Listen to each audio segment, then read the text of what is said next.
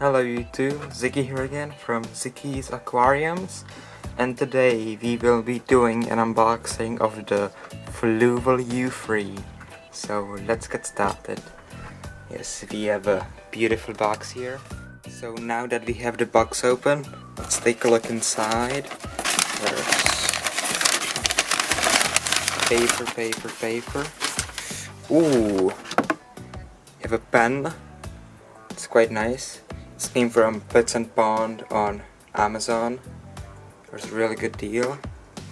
Right, here's some more paper. And then there's the filter itself. Ooh, some more papers.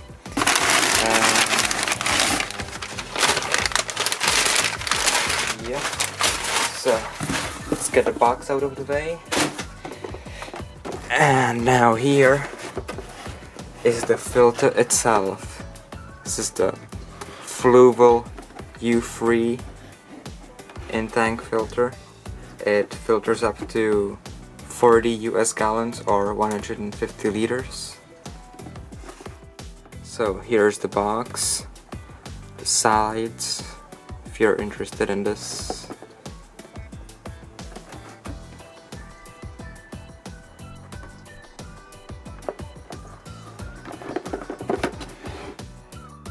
Inside the box, if we can get it open.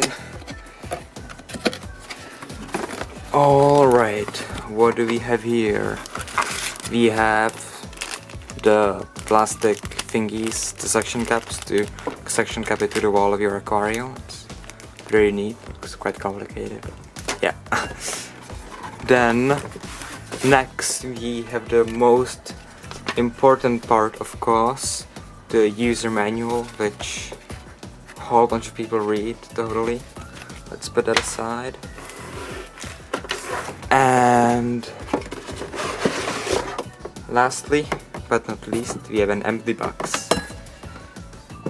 Okay, so now we have the filter itself. Actually pretty big. Quite long. Here you can see the spray bars that work. Here is the main output flow, another one here. So it comes with a nice little stand, so you suction cup this to the wall of your tank, so then if you want to take the filter out, you just pull it out of the stand so you don't have to move the suction cups and stuff. So yeah. Alright, well, let's have a look inside. So if we manage to open the top, which we will, you can see there's 3 thingies here, and these are the filtrations. As you can see, the one on the very left, it has these carbon pads for activated carbon and a sponge to track the mechanical filtration. So that's one of them. Then for the middle part, we have this nice light blue case with ceramic media inside, which has a lot of surface area which you can use for biological filtration to help bacteria grow on it, like little cuts cut out so the water can go through. And then finally, the one on the very right, we have the same thing as the one on the left. Again, the carbon biopads with the mechanical media sponge. So that's pretty neat. Free-way filtration, I guess. So, and also all of these can go there and back only. Like there's only one way to put each of these back, so it's really easy to assemble back. And also for these, the little notches here that needs to go up. So that's what you're wondering. Then for the light blue things, this connects to the impeller down below, which you can't see. So that needs to go down that way. And then the same thing with this one. So that's pretty nice. Then the next thing on here is the stand, which you can just easily detach. And on the stand here we have these 4 suction cups. So if we put each one goes into one corner like this. Well, it's pretty obvious, but you know, that's nice. Suction cup it to the side of your tank. You put it on, and basically these are like the heater suction cups that you usually get, and they are really strong, so when you're maintaining this filter it's actually quite nice that you can just leave the stand on the glass and take the filter out. So that's nice. And now the most exciting part, the flow. So as you can see, we have 3 of these little thingies. There's 2 of these nozzles, and there's one nozzle with a little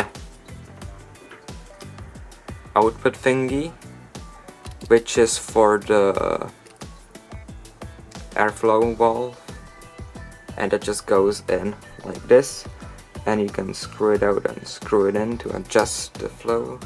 So there's 2 of these, and these ones, the one with the, I forgot what's it called, goes on the top part,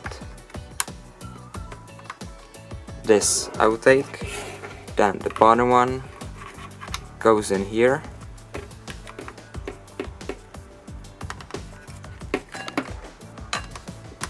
and it's actually really neat how you can it's really nice, you can readjust the airflow real nicely because these little move.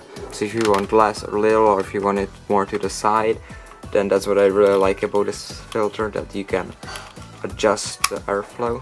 I mean not the airflow, the flow of the water. Pre-installed on a 36 gallon. As you can see here, we have it set on the venturi valve here, and we can adjust the airflow of the bubbles. And yeah, that's pretty neat. Ooh. Ooh. And anyway, so what else can you do with this? On top of here there's a little nozzle, and if you move it to the letter C, you can see it, but now the water is flowing out of the bottom valve over here. And if we twist the top nozzle again, you can see a little black thing coming out. Yeah, and that's the spray bar, and you can adjust how you want the spray bar to flow. So, you know, to the left, to the right, to the center and stuff. So that's really nice.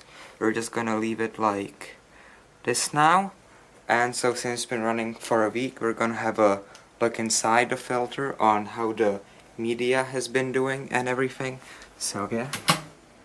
So now that we have it unplugged, which you should do, we can get it off the stand a bit, and then take the top cover off, and then up here you can have a look on the media. So these are the carbon filter pads which have no carbon in them, so that's quite interesting. But you can see it's getting some brown color, which means that the bacteria is trapping inside there. And yeah, so that's doing pretty good. The sponges are still pretty clean. So let's put that back in here. Now for the middle slot, the ceramic media, I've actually put the media from the hang-on bag over here, which I'm not using anymore, so I don't have to recycle the media. And yeah, it's getting some nice bacteria growth on it. So that's doing pretty neat. So let's put that back in there. The one on the left is gonna be the same thing as the cartridge on the right. So let's get this closed up. And it's actually really neat. What I liked about this is there's this stand in the back, and I can just very easily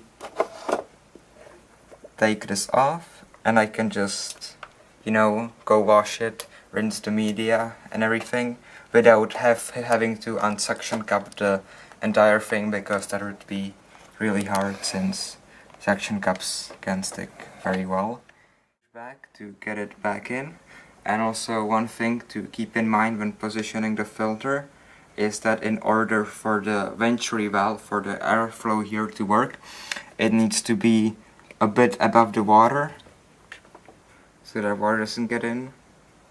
So yeah, so the thing about this filter is that the top always needs to be out of the water in order for the venturi valve to work, for the oxidization to work if you want to do that. But if you're not gonna use it, you can put it underwater all the way. And yeah, so now what I really like about this filter is that it's really quiet. Like for the Aqueon 50 here, it's a great filter, but it's, at least from my opinion, it's extremely loud. And this could be the Fluval U3, could be compared to a fridge sometimes. Is that it's big and it does take up a lot of space in your tank. And as you can see, the plants I have here, I would have to replant the red Ludwigia in the back because it's just not getting enough light, because it's getting blocked by the filter. So I will also be repositioning this in order for the heater here to get some circulation, because you always want the airflow, I mean the flow of the water, to be pointed towards the heater so that the heat gets circulated around the tank. Well, like if you have it here, the heat just stays in this one corner, and then the heater just turns off because it thinks that it's heated up, but instead of that, it just heat up this one little corner. So yeah, I will be repositioning this in order so the valve thing points on it, so the heat gets distributed evenly. So yeah, that's about it for now. I'll keep you updated on how the filter has been doing, how the media has been doing, and the bacterial growth, and just how it works if I experience anything else with it. And that's pretty much it for now. So leave a like down below if you want to be a nice person. You can also dislike, but you know, I would not recommend you to do that because that's not a really nice thing to do. And yeah, bye.